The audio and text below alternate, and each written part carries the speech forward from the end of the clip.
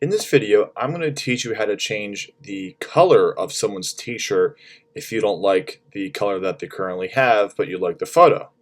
So what you're going to do is get your quick selection tool, and you're going to select the t-shirt,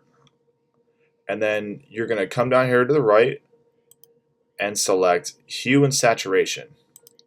Now there's many ways to do this, but I find that this is probably one of the easier, quickest ways to do it, and you don't have to know a lot of things about Photoshop to really do this. So from this point, you just want to go ahead and use the sliders anywhere you want, and you can mess with the saturation, you can mess with the lightness, and really kind of fine-tune what you want to see as far as the color in the t-shirt. Or you can just hit this button here that says colorize on the right hand side, colorize, and then just use this slider to pick your color, and again kind of do the same thing here if you want to change your t-shirt to a nice red or to a nice blue, whatever color you really want, and really make it your own. And now what you can do is turn off this layer with this